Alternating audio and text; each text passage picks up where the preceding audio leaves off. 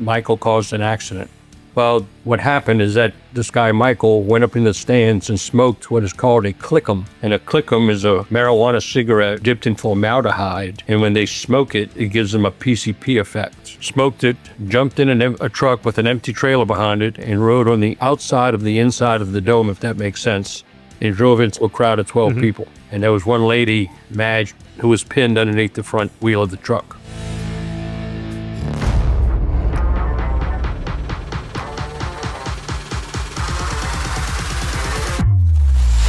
Hey everyone, welcome to Beyond the Build, the podcast where innovation meets collaboration in the world of construction.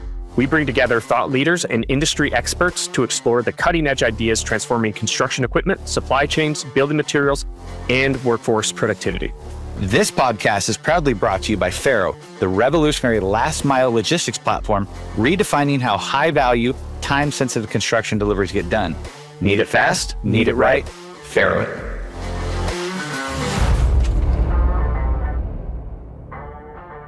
Hey everyone, today we are joined by Donald Charbonnet, a seasoned industry leader with 50 years of experience in the equipment rental sector. Donald has founded, grown, and sold several rental businesses, and his entrepreneurial journey has led him to focus on transforming service, delivery, and construction logistics. As the founder of Charbonnet Consulting, Donald has continually driven innovation, particularly around the critical role of delivery personnel in ensuring timely and reliable operations. Today, we'll explore Donald's philosophy of determination and perseverance, along with his deep history of leadership in the industry. Donald, welcome to Beyond the Build. Thank you. Glad to be here, JP. Scott, I know that you and Donald you guys know each other, so maybe it would be appropriate in this case for you to give a little bit of background and then let Donald give his piece on it. Yeah, so Donald and I just met, here recently through.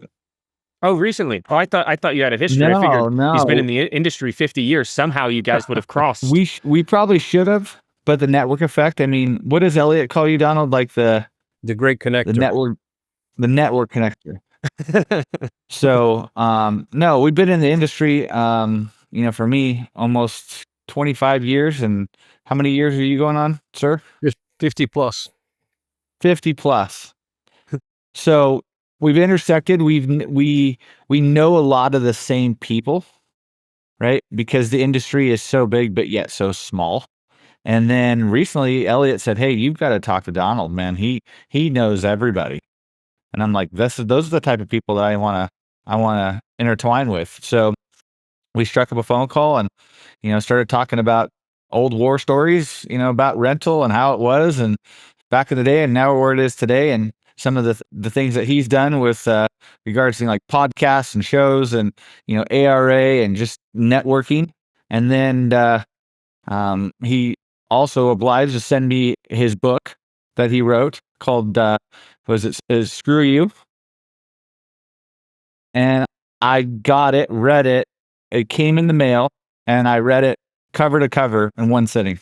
And I started going and just listening to all the stories, and I'm just like, oh yeah, it just put me right back in. But it also, Donald, fascinated me, some of the stories that you were to tell in there, and I have to bring one up because I read in Rental Management this morning, there was an article, and I think it was titled The Wrong Right Turn. And what it was a rental company driver, when you're in the right lane, but you have these big tractor trailers and you kind of take it wide, so you come out a little bit into the other lane and you make this turn. Well, while the driver was doing that, a passenger car came up on the right, speeding up, and boom, T-boned right the side of the driver. So you can see the effect of like wide right turn, semi, car coming up, maybe not paying attention, boom, T-bone. And then it falls into the original effects of, well, whose fault was it? The police report, my neck hurts, my back hurts. Everybody's going and, how does it settle? Do they have dash cams? Do they not have dash cams? And one story that it went right back to the book. And I want you to tell JP the story about the guy in the truck at the Superdome when you guys were doing rental out there, and how that transpired, and some of that heaviness that you, as a rental owner or a business owner, that you have to live with and deal with. So, Don, I want to tee it up and let you tell that story. Sure. Well, our company was American Rental. We were one of the largest in South Louisiana. We had 17 locations, way before computers and stuff. We were very big in chairs and tables. We had 10,000 chairs and 1,000 tables. In January the 6th, which happened to be my dad's birthday in the early 80s, we had an order at the Superdome for a Lions Club bingo. And so our crew went in the morning and delivered the chairs and tables, set them up, left, and then they went back afterwards at about 6:30. And this was before cell phones, obviously. And my home phone rang. I just walked in the door from having dinner with my dad, and there's my lead guy, and he says, "Mr. D, we got a big problem." I said, "What's up?" He says, "There's been an accident in the dome." And so I hauled down there. I was only 10 minutes away. Walked in. All the trucks were parked inside the dome, and my lead guy, Alex, came running up to me. He said, "Michael caused an accident." Well, what happened is that this guy, Michael, went up in the stands and smoked what is called a clickum. And a clickum is a marijuana cigarette dipped in formaldehyde. And when they smoke it, it gives them a PCP effect. Smoked it, jumped in a truck with an empty trailer behind it, and rode on the outside of the inside of the dome, if that makes sense, and drove into a crowd of 12 people. And there was one lady, Madge, who was pinned underneath the front wheel of the truck. When I got there, they had already taken it to the hospital. I had to go in the dome with the police officers. They actually have jail cells in the dome, and I had to identify my driver as he was an employee of mine. And of course, they arrested him. They took the truck away as evidence. We had to go back and get more trucks to come back and finish the order. That accident alone cost us our business. We actually ended up having to file Chapter 11 under the advice of attorneys. We had $1 million worth of insurance. They sued us for $10 million worth of insurance. And so the bankruptcy went on for a couple of years, and finally the administrative costs got so excessive that we didn't see our way out of it, and we actually shut down the business. That one moment, that one couple of tokes on that clickum cost a lot of people their jobs, a lot of injury. The lady went on to be an invalid for life. If the dome hadn't been right next to the charity hospital where some of the finest doctors train, she would have died. In fact, she was in what they call the F room, which is the last room down the hallway that people typically don't leave. And she ended up leaving. Years later, we got dismissed from the suit because the Superdome and the Lions Club had bigger, deeper pockets than we did, and we were just done. I went on to start a smaller company after that, and my whole career changed as a result of that one accident. So it's very, people. It's funny, Scott, but people remember that part of the book more than anything else in the book. So you just, when I send books out, I send out more than I sell, but I always start them saying that you never know what's around the corner. Whatever it is, don't give up. That story is so impactful because it's like, wow, it's that kind of like, could this happen to me? Could something similar be, in my business, right? Whether or not you're a contractor, a rental company, a logistics company, like there's gonna be instances where there's gonna be accidents and things that are out of your control. But reading the rest of your book and seeing your perseverance in terms of, because that's one of many stories that you talk about where you had to, your career changed, where you were up and coming in a business and you were opening locations. And then one of the people you worked for kind of gave you a left turn and you were like, oh, okay, well, I guess I got to start over again. The perseverance that you talk about in that book of moving on from chapter to chapter, I think that gives people a lot of hope, regardless of what circumstance they're being challenged with in their business or personal life. It's, to your point, like, never give up. Like there's always another corner that you can, I picked the title "Screw You" because part of it was payback for some people who changed my career that really was totally out of my control. The subtitle of the book is "The Comeback is Always Stronger Than the Setback." And that's the never give up part. When you got kids, family and stuff like that. I mean, one of my lowest moments, Scott, you may recall in the book, is that I had a divorce, personal bankruptcy, business bankruptcies, lost the company, lost another company I started with an investor. And I'm at a stoplight after an interview with a guy, and I'm looking up and I'm thinking about all this crazy shit that's happening to me, you know? And I said, what else? And I swear to God, smoke started coming out from under the hood of that car. I, I said, I shouldn't have said anything. And sure enough, the water pump had gone out in this car that I'd borrowed from my dad. So in, in the face of disaster, you just got to keep going. So in your 52 years, you've met a lot of people, you've been with a lot of rental companies, a lot of trade shows, ARA. How many similar stories, not exact, have you heard from other colleagues? And, what have you taken away from some of those stories? Well, I think everybody has their moments of trials and tribulations, be it some things they talk about. There haven't been a whole lot of books published of people in the rental business. Dan Kaplan did one, Service Success. Dick Detmer did one about some training stuff. And so this was a total left turn compared to what other people have talked about. And it's just experiences and mainly things that can happen to you that you don't have any control over, that you can work your ass off and be doing the best job you can do. And then somebody out of left field, for whatever the reason, just says, I'm making a change, just like that. And another typical story that when I left my family business and stuff, I went to work for Buckner Rental down in Houma, and was sales manager for 3 months, then general manager for 3 years, and then president of that company when we hooked up with some private investors, and we grew it from 7 to 27 locations, all across the South, from Laredo, Texas to Pensacola, Florida. And I worked my ass off side by side by the CEO, making a lot of the decisions for and with him and stuff. And 3 months before we decided to put the company on the market that Neff ended up buying, he changed my position from president to an administrative position and put his sales manager buddy in the place. And there was a several $100,000 swing in the compensation that I was supposed to get that I didn't get. So that was just one of the many strikes along the way. Yeah, the legacy industry is, as you know, it's been like the good old boys for a long time. I think it's slowly changing as it starts to diversify. More talent, newer talent comes in. The corporate effect happens, right? Things that 20 years ago we'd be like, nah, I know a guy. Oh yeah, all right, let's put him in. Or I know another guy, and it was like this unspoken kind of just, this is what we do. This is how the rental world works, and a lot of those companies, they would come up and just be like, okay, when you were starting a company, you talked from like going from 7 to 27 locations. Right.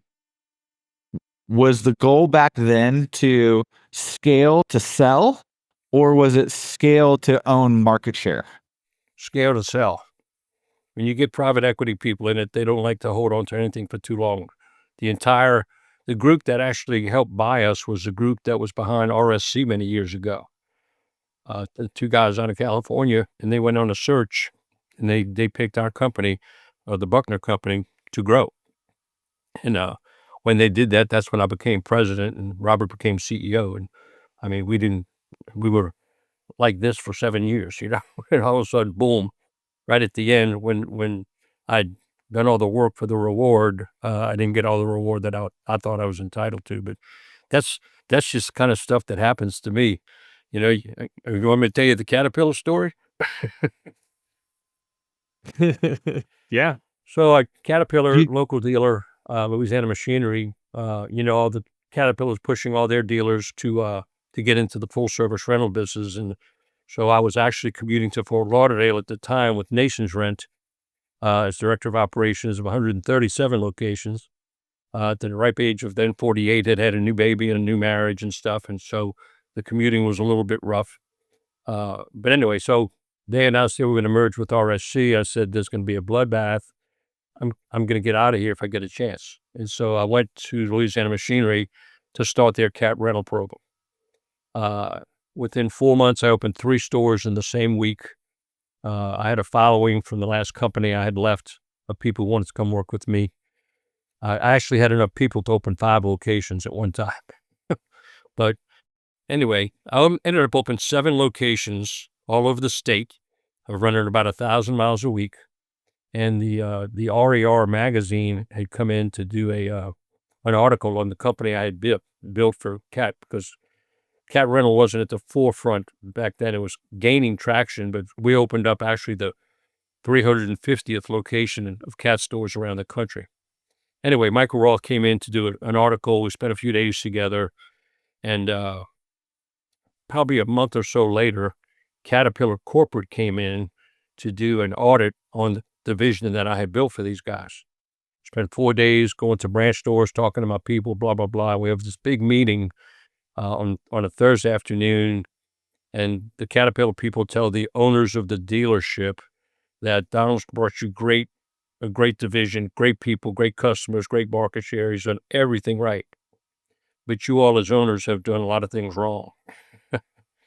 And so egos kind of got in the way. I was very quiet about the whole thing. And so the next day, the president walked in and said, "Great work ethic, but I'm letting you go." Because he didn't want to he was embarrassed. Here's the kicker. That happened on a Friday. On Monday, the ARA convention was in Anaheim. And over the weekend, my managers came to me and said, "Let's put a plan together and see if you can go get some equipment. We're following you, not them." I'm on the cover of the magazine that's being handed out at the trade show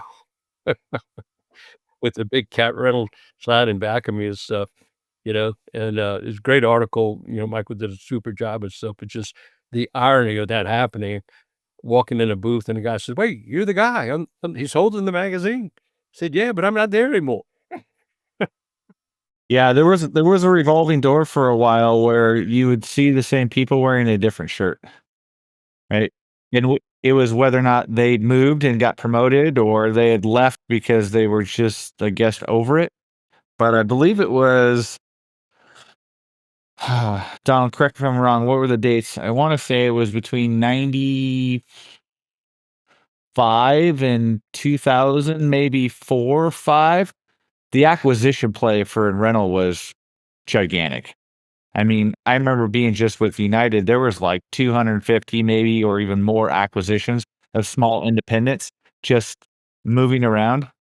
And it was a business based on acquisition, right? And you would see somebody who was a region VP be at one store and then, or one company, and then, 6 months later, they're back at the company they left. Well, at Buckner, when I became president with the financial backing, I was leading the charge on the acquisitions. We bought several companies along the way. We opened some greenfields, but we also bought companies along the way. And then when Neff Rental bought us, Kevin Fitzgerald made me vice president of acquisitions. So Neff had me, and United had like 10 guys all over the country. Okay. And so I had my own story to go out and tell. I must have looked at 70 deals that year in 98 when I was doing acquisitions for Neff. So, yeah, it was a very interesting time and fun. Met a lot of people, a lot of great people. Learned a lot about adjusted EBITDA when Yeah. you have all the founders. Yeah, that'll happen during Yeah. M&As. I like how you emphasize adjusted. Yeah. Well, Yeah. here's the deal. I'm up in New England and visiting with these 2 brothers, and we're talking about EBITDAs, and the guy pulls out his drawer and pulls out a cigar box, and he says, "Well, here's $200,000 you can add back that I built my house through the company. And here are all the receipts." So that's the kind of stuff you would deal with along the way that made it interesting. So that was a fun time. Something I'm interested in diving into more, Donald, is kind of the idea that I'm getting of perseverance, and I'm curious, as you were going through some of the challenges that you faced throughout your career, what was it like kind of in the moment for you when, you're just like, "God, do I keep going? What is this a sign telling me I should not be doing this? What kind of kept you going? And or was it a situation where like some people are, this isn't the kind way to say it, but they're like too dumb to quit, and they just keep pushing and they just break through walls. And sometimes those are the people that move mountains, because they just have no quit, even when all the signs are saying they should. So what was some of that like for you? And where did you fall? Were you more strategic, or were you more like, I've just got to break through the wall, and nothing can stop I me? had to break through the wall. When you got a family to feed and tuitions and colleges and stuff like that, money doesn't grow on trees, and it's got to be coming from somewhere. I think one of the good things I did when you talk about pushing through is that I just left John Deere from running two of their locations, and Hurricane Katrina hit, and New Orleans was underwater for like 3 weeks before things started coming. And I had actually found this building when I left CAT to say this would be a great rental yard. And it was right next to the Louisiana Superdome. I'm talking about 100 feet away, a whole city block. And so I put a plan together, and actually Terex was kind enough to back me, and we opened up a company called Equipco. And we were a little bit early because it took the city so long to kind of get engineering and plans drawn to start rebuilding, and we were ready, and the city really wasn't. So our utilization really wasn't what I'd hoped for to start off with. And so somewhere along the line, I brought in some investors. 4 years into that, I had a run-in with one of the investors and walked away from a company that I had created that had been running for 4 years. 2 months later, I had triple bypass surgery, thanks to my wife sending me to get a physical.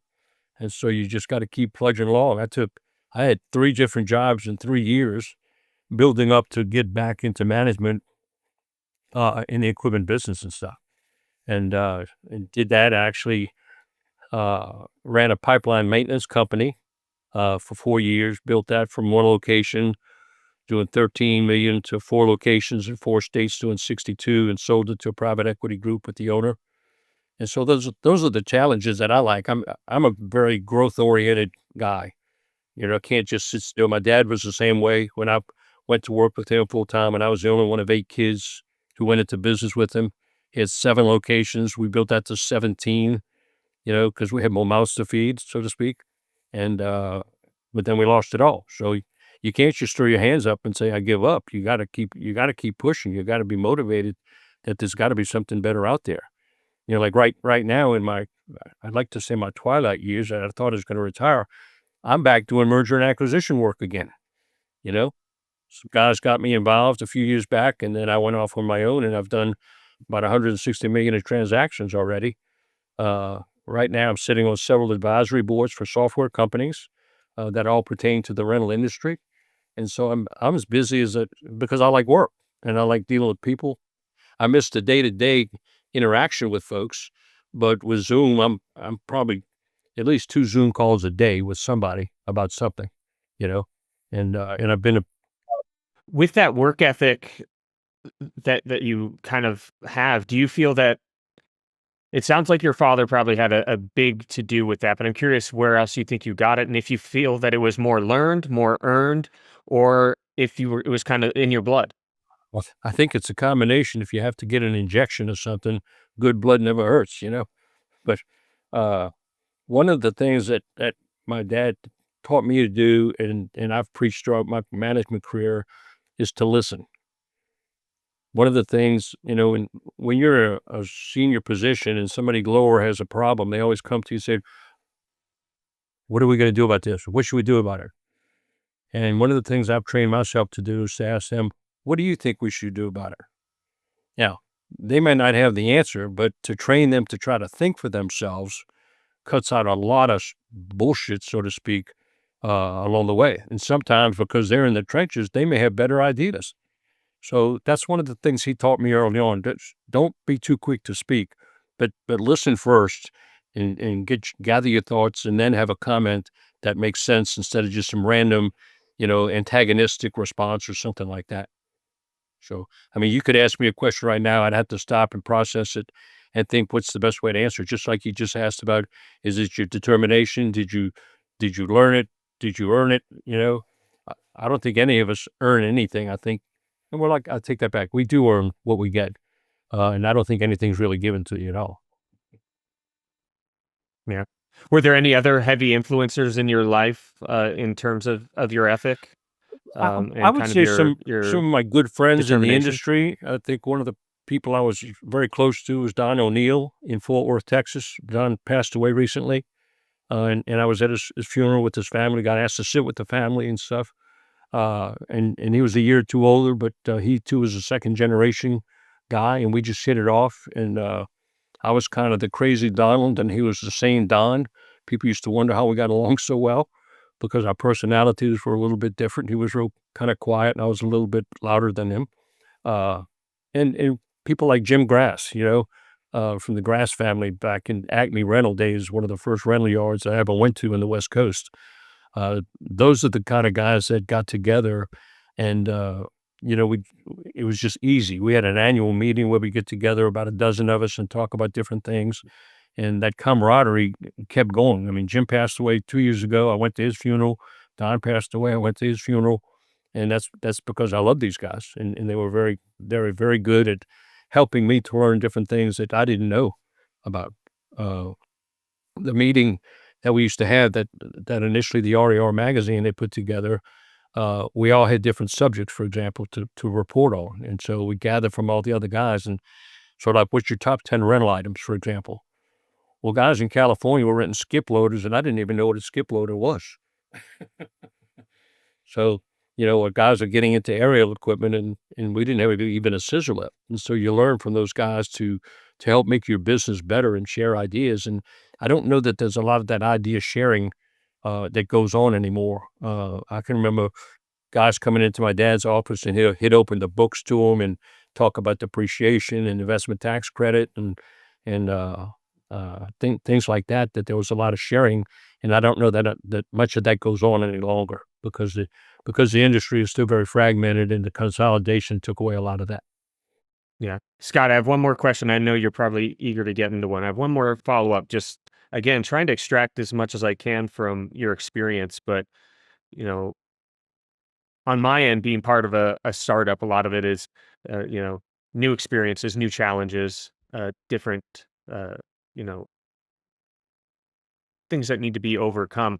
I'm curious, as someone who's started and built many businesses and grown existing businesses, do you find or have you found that the kind of deciding factor is more of a consistent push towards the end, or is it more like kind of pinpoint, like, hey, we changed this and that fixed a ton of our issues? Or was it more of just like, be determined, don't give up, keep moving forward and press on? And that was kind of what was the recipe Yeah, for I'm kind of a success? press on kind of guy, and again, when Yeah. you're pressing on with a team of guys, you got to get input.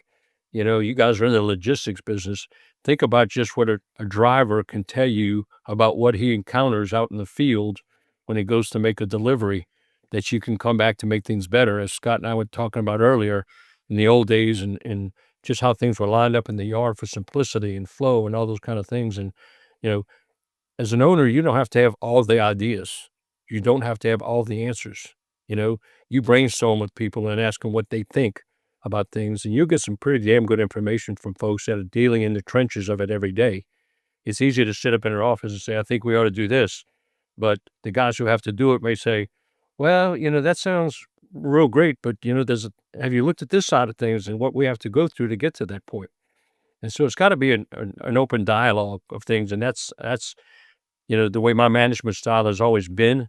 And that's like when I left Buckner, I had a following of people. I could have stocked 5 locations with managers, salespeople, mechanics, drivers, and everything. I wasn't ready for 5 at that point in time. And so as Elliot says, Scott, I'm a connector. I just like to connect with people. 6 months ago, we didn't know who each other were. Okay. And here I am, honored to be a guest on your podcast, so that's just how life is. And I'm going to tell you, I'm a big LinkedIn guy. Uh, I would bet you that 4 times a week, I get somebody wanting to connect with me on LinkedIn. just because they've heard me or something like that along the way. And I've been honored to be guest on podcasts because of I don't know about the vast experience, but I got some crazy shit to talk about. That's for sure. That's what we always talk about. Like, we want people that's good storytellers, because people are interested in your life experiences. Yeah. Well, this life at 75 is still going pretty damn strong. Well, you had mentioned something, like your twilight years, but you're still working. And I think you'll appreciate that even in 75 years of wisdom, you're still learning. Oh yeah, absolutely. Like, every day. Every day. you never stop. Right. I mean, every day I wake up, it's a blessing to just continue to listen and serve others. Early on in my career, I was, the young bull that wanted to run down and just, do what I wanted to do. And yes, I was difficult. I will admit, I would challenge everything. You would say it's black. I'm like, no, it's white. Even though I know it's black, I'm like, no, that's fair. So, my controllers, my managers, district manager, VPs, we would do MORs, manager operator reviews, and they would be like, oh yeah, we're gonna have Scott go first, because he's just gonna basically just punch him back and forth for 2 hours, and then all the rest of the managers are like, whew, they don't have enough time to get into my P&L because he just worked them over. And for me, it was about the fight, right? Like, it was, I'll fully admit, I wanted to challenge the status quo, but I was doing it because, yes, I was young and thought I knew everything, which I didn't. But it wasn't until later in my career that I became genuinely curious. And I started asking sometimes 3 or 5 whys deep to pretty much every conversation. Whether it was a mechanic or a driver or yard or admin or district manager, like, did we come up and I'm like, well, why do we do that? And they would give an answer, and I'm like, why does it work that way? And the more you pull back the onion and the layer, you start to learn more, and then they start to, understand what they're saying a little bit more, and you have this kind of overall community awakening where we're like, oh, we just found some efficiency. And in that moment, it's not your idea as the leader. It's almost like their idea, and now they're empowered to change something within the organization that they bought into, and you just kind of help steer them to the right door. Right. Ask a lot of questions. Mm-hmm. Yeah. And why is one of the best ones. Yeah. Be a toddler. Why though? Why though? There is a fact where it's like, okay, he's always going to ask me, but you know what? They start to come in with a plan, and no longer are you like the superhero that has to just take the mess, put it together, and send them back out in the world. You start to train your people to think critically, and when you get to that point, you as the leader become somewhat irrelevant because they're self-sufficient. And then they're bringing their plans to you, and you're overseeing the plan, saying, well, that's good. Or here, maybe if you move this here, this might work. And they're like, yeah. And then they go back and do it. But the whole time, I used to tell people, like, when I led teams, I'm like, that I don't frees up do a lot anything. of your time. If you don't have to solve every problem and you got your people working with you on it, it frees up a lot of your time to be more creative to drive the business. And it gives them that added value and security. Well, I think we should of like, hey, there's nothing you're going to break that I can't fix. Just go do it. And I'm sure you're learning that with the logistics business. JP can answer that question. We break stuff all the time, whether by design or by accident. I'd love to kind of plug into the logistics side of things and kind of your take on that side of the industry, Donald. So you have seen a lot of big changes, and logistics may or may not be one of those big changes. There's been new tech and new things that have come around, but what are the big impacts that the person delivering your items has on the overall experience, and how has it changed over the years? Where do you see it heading in the future? Someone who's involved with the delivery process is so important, because 9 times out of 10, he's probably one of 2 people that he might see from the company. You got to remember, he's He's got to be so well versed in operating every piece of equipment. He's got to know how to load it. He's got to know how to secure it. He's got to be a safe driver. He's got to be able to communicate with the project manager who's on site so that they get off on the right foot. Instead of just saying, I'm going to dump it here, saying, where do you want me to put it? And those types of things, and those communication skills they're not just a CDO driver. They're an integral part of the whole company, and they can make or break you, quite frankly. I mean, I've had drivers in the past that, a guy calls in from the job site and says, don't send this guy back. He was rude. That's a call that, that's no fun to get that call. Right. But it happens. And so, when you do, sometimes you got to take drastic action or give them a warning and send them to a different job. If you get too many strikes against you, then you're out. That's just the way it is. So, I mean, logistics is, with the size and scope of the equipment that we have today, there's not a lot of stuff that can just come in and load up on my truck unless it's all small compaction equipment or something like that. I mean, look at the biggest rental items, how earth moving has grown, has aerial has grown. Not everybody can just come by and pick one of those things up. Smaller loads like hot shots, that's a whole different story. A lot of things can go in a hot shot truck, but the drivers of today with the big 10 companies, so to speak, they've got to be very well versed, and they should be and are pretty well compensated too. Yeah, and to add to that, a different perspective is, the industry before was trying to get brand recognition, right? So the major 10, their brand recognition, you never saw a commercial, right? Maybe a radio announcement every once in a while. It wasn't until recently they started actually advertising, but it was their fleet, right? It was the people that they saw on the job site, whether it was a sales rep or whether it was a sales truck, whether it was the stickers all over the equipment, whether it was the driver interaction or the mechanic, right? Rental companies, I used to kind of equate sometimes like they're a bank, right? They don't really manufacture anything.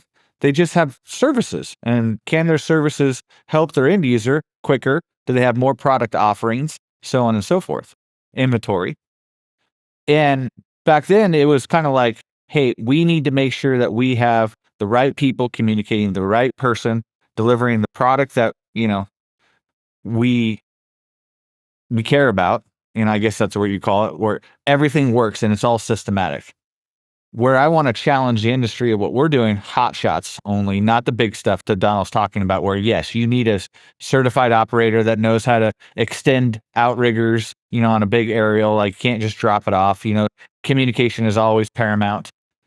But it's almost to the point now where with the Amazon effect and everything else, it's like we don't really care who dropped off our package as long as they're safe and they put it in the right location. We're concerned on getting our package.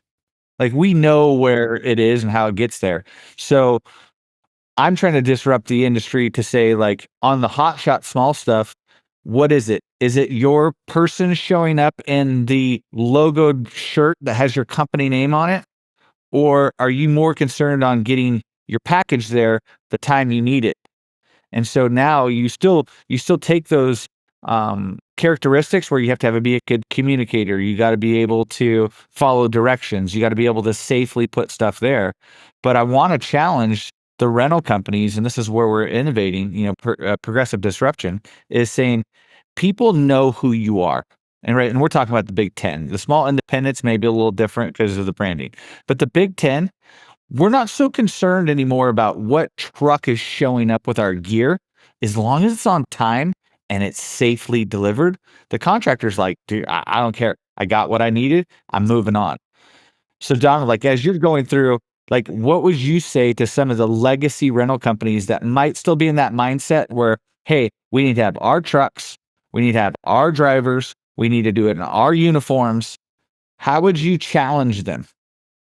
Well, I mean, it's all about supply and demand, and the demand is from the contractor. And if you've only got 2 big haul trucks and you got 4 orders to go out, then, chances are you got a backup haul company that you're going to use, and it may not have, your cap and your branded shirt on it. But at the end of the day, when the guy gets out, he's going to be giving you the the branded rental contract for the guy to sign and the safety instructions and all those kind of things that an outside hauler has got to be smart enough to know how to handle it. So it's not just any truck that can come up and say, yeah, I can handle this 60-foot boom. You got to have people who know what they're doing from the pure safety aspect, much less the reputation of the company. I'm not opposed to a guy delivering something if it's not their truck. The fact that he got it to me on time, when I needed it, that's what's more important rather than to me making 4 phone calls and say, where's my boom? Where's my boom? I don't care who delivers it. I just want the equipment. Yeah, JP too, part of the industry, and Donald, you'll back me up on this, is it was the network effect, right? Now all the rental companies are siloed. They don't talk. They're like, hey, my competition. But back in the day, he keeps using that term, we used to re-rent from each other. Like if Donald had, a certain type of excavator, zero tail swing, yeah, whatever, and he was in that space, and my customer called me and said, hey, I need you to come through, and I didn't own it, I would call Donald, and he would be like, sure, I'll re-rent it to you. Less a certain percentage so I could make a markup, and we would work together. His truck would even deliver it. Customer would be taken care of. They would be like, hey, everything's good. Same thing with logistics. It's like if you have partnerships that have the right vehicles, have the right personnel, have a streamlined brand that's consistent with yours, that network effect of you telling a customer, oh, your owned air compressor just broke down. You're calling the rental company. You need something ASAP.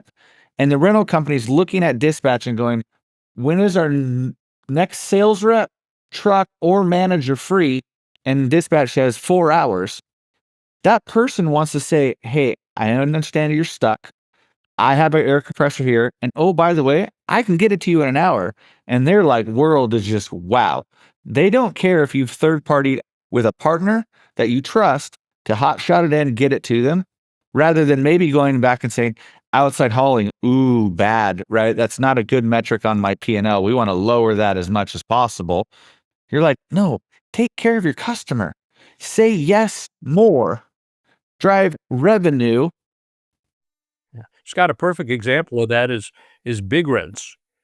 That's a perfect example. Big Rents is really growing.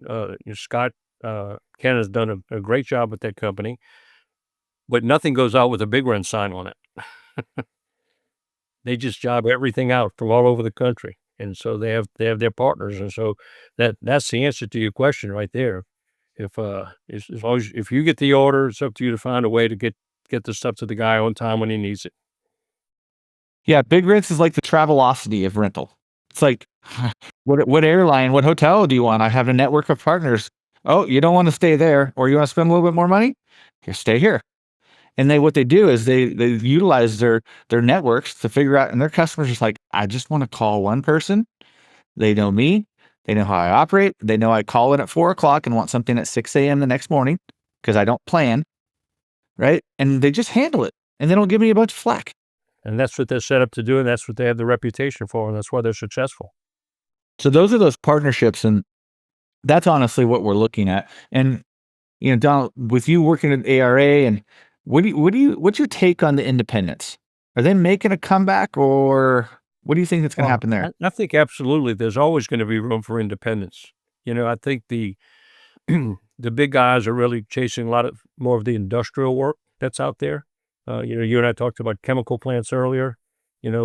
Between New Orleans and Baton Rouge, we got 90 of them. In Southern California, you got a bunch of them.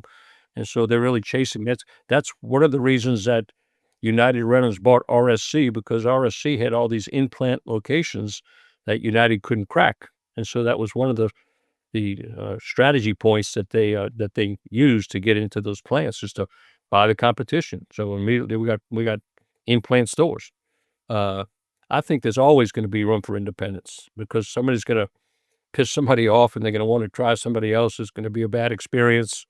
And so there's got to be another guy down the street to go to. And I think the industry is more made up of independents, good entrepreneurs that are still kicking out there and fighting the big boys or not.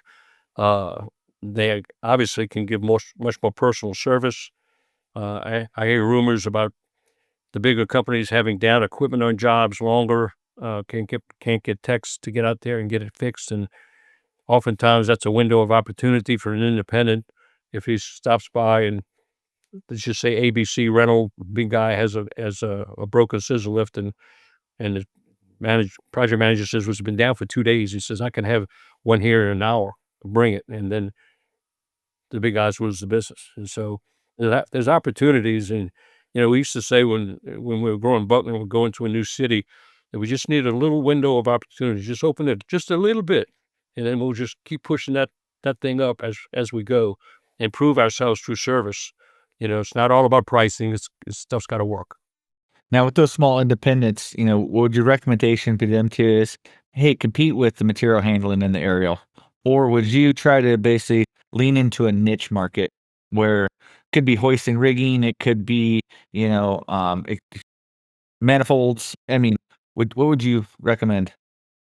Scott, I think it depends on the market dynamics. I've got several companies I'm trying to sell right now, and they're small, and then they're somewhat in rural locations. They have sales that some people don't want to fool with, but they're providing a service to that community that they've been successful at. It's just not one that somebody else might want to come over and branch out into. So all these communities have general rental stores. There's not as many general rental stores out there as there used to be. Home Depot and taking some of that business away, but we were a general rental store. We had everything from do-it-yourself stuff to party to medical, TVs, refrigerators, the whole freaking 9 yards, because there was a demand for that back then. So you don't see those kind of companies today. At best, you see guys with the do-it-yourself marketplace, the weekend warriors, and some light contractor equipment. They may not also have access to capital to get into that, because when it then can become a logistics issue, because the bigger equipment, the bigger truck you need, the more expensive driver you need, the more insurance you need. And so you just got to pick your batters. And there's a lot of very, very successful, thousands, tens of thousands of rental companies out there that survive in their market. They're happy with what they're doing. They don't mess with the big boys, and the big boys don't mess with them. So I'm a big believer in the independents and the general rental companies. They're out there.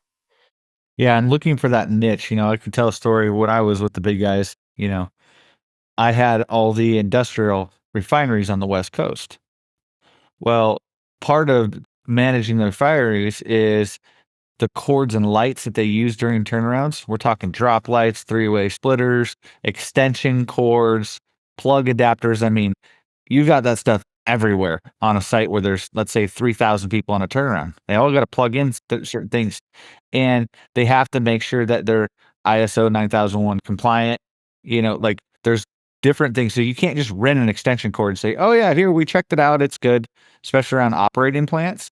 So my rep at the time said, "Hey, this is a big opportunity." And we didn't own an extension cord. This was even before the acquisition of RSC. But we knew our customers needed it, and they had specialized plugs, and we worked with companies like Ericsson that developed things like different twist locks, whether it was 12 volt, 120, 240. All these had these different configurations. And I invested in the testing machines, and we're talking about 7 to 8 miles worth of extension cord and 50-foot links. We had to test every single one of them. We had to roll it up. We had to do the quarterly inspections on them, bring in and back and forth. I mean, we made a capital investment over $1 million just in cords, lights, and plugs. But the return on that we got, because we could keep it long term. I mean, within, I think it was 2.5 years, I had already generated like $3.6 million worth of revenue on my first, I think it was about $850,000 investment. And that cord we could rent for the next 10 years. But before then, we were like, no, we don't want to touch any of that. That is labor intensive. That is crazy. But it wasn't until we just looked at it and said, hey, there is no solution for this. We were in all the majors, Chevron, Exxon, Phillips 66. They all needed it. They didn't want to manage it. So it was really pushing somebody and saying, hey, we've got to look at this type of specialty and see how we can leverage it, which then stemmed up into like this tool division of the company, where now renting products that I would be safe to say 92% of all the people that work in the core gen rent, you start getting cat classes around for specialty, and they're like, I don't even know what that is. I mean, small stuff like a welding cable with a stinger and a ground clamp. They're like, I don't know which one's a stinger, which one's the ground. And why do I have 3 cat classes? You're like, you could rent miles and miles of this stuff, and it's all bulk, right? So it's like renting steel over and over again, like Trench does. You buy it, you keep it up, you rent it for 20 years. Doesn't go anywhere. Well, also you're known for it, and they know that they can go back to you. So it's not like you have competition for that product because you've already proven yourself. We had some times where we had other competitors jockeying to get on site for us, right? They were offering better rates, on their scissors, on their RT forklifts, on their carry deck cranes, right? Which is all big stuff. Yeah, everybody sees it because it's big and it's got stickers all over it. But we insulated ourselves. We're like, yeah, but they can't do the cords and lights, which is a major function of how this plant operates on a daily basis. And they're like, yeah, you know what, you're right. It's like, dude, that's it. We fortified ourselves with a specialty niche, and we were able to produce the other assets that somebody else was attacking us with. And it was kind of like this no-brainer. Like, you know what? You can service me 50%, this competitor, but they're servicing me 90%. So your 50 might look attractive, but you don't have the extra 40. So go away. Yeah. Yeah, that's a customer for life. I want to steer back to logistics again for a moment. I'm curious, Donald, what are some of the key pivot points that you've seen over the decades in logistics? And what do you think is going to be the next big pivot point? Whether it's most of it's going to be technological improvements. I'm curious what really stands out to you as the key turning points in the past, and then what's the next one? Technology obviously is the biggest thing, and that brings the subject of improved communication between a dispatcher and a driver, that he has the ability to just, turn him around and send him in a different direction than what was planned, because we all know every phone call in this business changes your day. And so this guy might have been planning to go deliver 2 pieces and pick up 4. Instead, he's got to go at the other side of town to pick up something that's down. And so the communication and technology, the ability to track devices, to track where your truck is all the time, to track if your driver's speeding or not, or driving recklessly. I mean, all these little things that are coming up now, the equipment's smarter than it's ever been. The people have to be educated to say that I'm smart as the stuff that I'm dealing with now. And then from the logistics side and basically deliveries and pickups and service calls, it's the communication to react. Whoever gets there the fastest, we used to say, you treat a service call like a medical emergency. And look, I'm the most unmechanical guy that you will ever meet. I bought bunches of equipment, millions and millions and millions of dollars. Some of it I probably couldn't even start. And I remember one time in the middle of the night after Katrina, for the company we had started, a reach forklift had gone down. The guys were doing some roofing work at night. I went with a flashlight and a little bag of tools, not knowing what the heck I was doing. Okay. And I finally just decided to tell the guy, well, we needed this and we can't get it till the morning type thing. But at least they knew that we were out there trying to get it fixed. They didn't know that I didn't know my ass from first base. But sending somebody out there is what's important to respond to the down equipment. That's huge, in my opinion. That's one of the biggest ways that you can lose a customer. It's nothing worse than 4 guys standing around a hole with a broken hydraulic line. We had 2 different companies called the hose guys that we could send out instead of taking up our guys' time. They had their own vans set up with all the hydraulic hoses and things like that. I think some of those specialty services I'm seeing coming around more now than I have even in the past. People say, well, maybe I don't want to be in the rental business, but maybe I can service the rental business by offering this. A buddy of mine told me years ago, he said, there's more money to be made in the rental industry by not being in the rental business. And that's been proven to me with mergers and acquisitions and consulting and stuff like that, instead of having $5 million worth of debt. I mean, Donald talked about like speed, urgency. JP, we've discussed in our logistics, from Pharaoh's side, I'm like, you have to understand our customers are making decisions or want answers in the duration of a traffic light. Like when they call, they need a solution, and that's their window of like what they want to wait. So legacy logistics where you send an email out to someone and they'll say, I'll get back to you in 4 hours, or I'll see what I can do in a couple hours. Like in the industry, whether you're a contractor or a rental company, what goes on and what can change in the matter of an hour or 2 hours is between like night and day. So they're like, no, I need to put this fire out right now, because if I don't, there's going to be another fire that's going to come up in 10 minutes and I'm going to lose sight of that other fire. So they're like, just get me a solution. Let me lock it in. Let me move on to my next like victim or fire. So you got to be quick.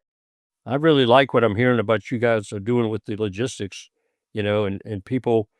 Another project that I'm working on, Scott, that you're familiar with, the rental thing, is where everybody wants AI to be part of their business now. So JP, as part of your question about what's changing in the future, AI I think is going to change a lot of those things that will make it happen faster, smarter. It's just amazing to me that you could plug in a couple of sentences and have a business plan for whatever the business is that you describe, or even yesterday I was working with another client about creating a chart of accounts for his accounting system. I said, here's the type of business, give us a chart of accounts. I mean, it comes out with all the numbers and everything that all they got to do is plug it into the software system and they got a whole accounting service. I mean, so things like AI, I think, are going to be really big, and I think it's going to help people speed things up faster. Decisions will have to be made faster, because if you're not on the train, you're going to be left at the station, basically. Yeah, I think that's pretty spot on.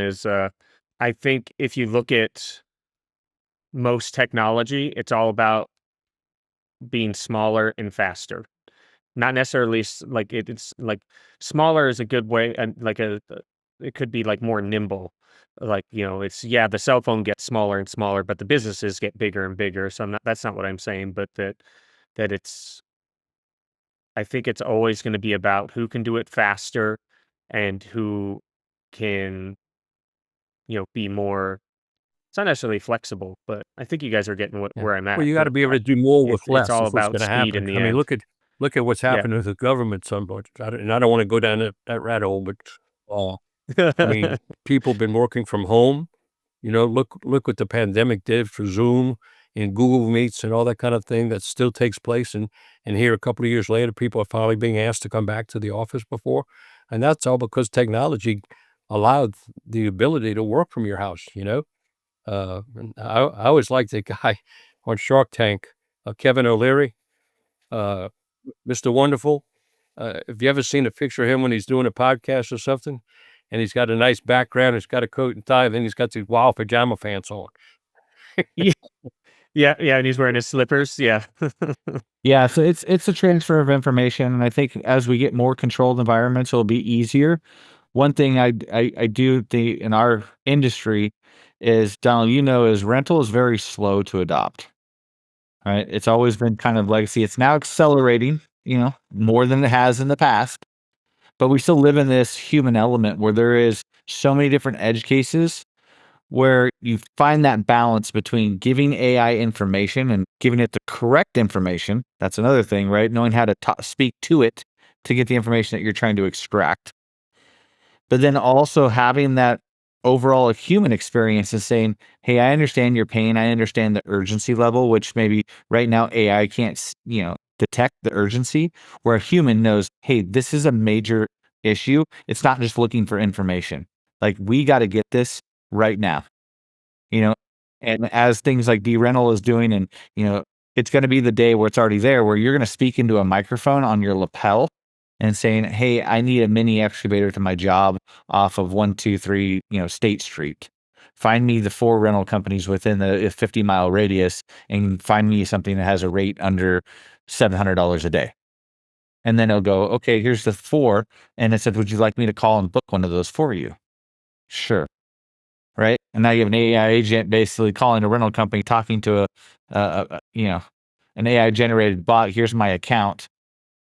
But there's all these edge cases where you have to still go through it and train it. And there's that human element, but it's going to get to the point where you have your access to information. You don't have to go looking for a Rolodex. It's just going to go here. Here's a number. Would you like me to hit call? Right. You know, one of the reasons, Scott, that I think people will use Faro, and I'm going to back up this story a little bit with our friend Elliot Vigil. I read a book, and it struck me right between the eyes what someone like Elliot, what someone like you is selling.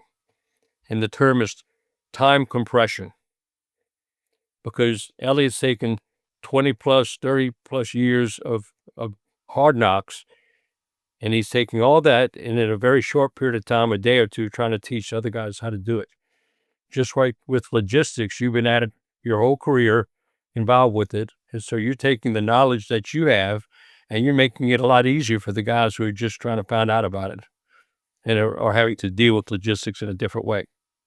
So this new term to me, time compression, is something that, and it was all about, the book was about wealth, quite frankly, and how the guys who are real smart are teaching the guys who are just coming up how to get there faster and to break through that block of knowledge in a heartbeat. And I think that's why you'll be successful. Time is a very you've valuable seen all the currency. roadblocks already. Yeah, I mean, time is a very valuable currency, and when you spend it, you can't get it back. It's gone. I'm starting a new website that will be hopefully announced at the end of the month. It's kind of what's old is new again. And I was telling Scott earlier that years past, when we go to conventions on Sundays, we would actually load up buses and go tour all the local rental stores. Of course, that was way before Consolidation and stuff. So we're announcing a website called the Rental Roadshow, where for free, rental companies can do a walkthrough video, drone, whatever they want to do to showcase their location and post it on our website. So if you're in Miami and want to see something in Seattle, or if you're in San Diego and want to see something in Boston, you can go to that region and see who's uploaded, a tour of their rental store just to get ideas and stuff. We used to do this all the time, and it doesn't happen as much as it used to. And I'm just trying to bring it back. And so there'll be categories for just construction equipment rental, general rental, event rental, equipment dealerships, and specialty rentals. And it'll be broken down by the regions within the ARA, but then also outside the USA. And there's also a link for regional players that have stores all over the place. I don't expect United to put 1,000 locations on there. And we'll be selling some advertising to support it. Of course, it doesn't happen by itself. But I just want my way of giving back to the industry to let people do more visiting with each other. And they can do it as a 5-minute or a 20-minute, whatever they want to do. And they can have a drone flying over the yard and put a video together. And then they can actually use that same video to post on their website to welcome somebody who's never been to their place before. So it's kind of a dual benefit for them, I think. So here on the lookout for that. Awesome. And do we have a website for that yet? Well, it's going to be called like a domain name? therentalroadshow.com, but it's not up yet. We're still getting some of the kinks out right now. Yeah. Awesome. Well, yeah. So everyone there, be sure to check that out in the next couple weeks or months here, therentalroadshow.com. And get it. It sounds like you're going to offer, free videos, and then they host that and they can show off their yards. And correct. It's all free to rental companies. Awesome. Well, Donald, it's been a pleasure having you on, and we're looking forward to staying connected and networking some more. I'm sure that there are some folks that that would potentially be great guests on this show. So, you can plan on us connecting with you to dust off that Rolodex of yours. Yeah. Well, I've thrown away more business cards than I have, quite frankly. I go through these purges in my career. So, do I really need this one anymore? I must add 1,000 business cards, from running different companies and stuff like that. So work is fun. You do what you love and you just call it work. So I just like dealing with people and communicate. So I'm honored to be a guest on your show. I appreciate you having me. Great. Thanks, everybody. Well, everyone, that is a wrap for today's episode of Beyond the Build. We took away some real valuable lessons and insights, and I hope that you did as well. If you enjoyed this episode, we would ask that you subscribe so you can never miss an update. If you're a thought leader looking to innovate in the construction industry, let's talk. We'd love to connect and hear your thoughts. You can find Beyond the Build on Spotify and Apple Podcasts, plus anywhere else that you listen. And if you'd like to learn more about how Faro is changing logistics in the construction industry, please visit our website at faronow.com. Once again, thanks for tuning in. And until next time, be humble, serve others, and make an impact.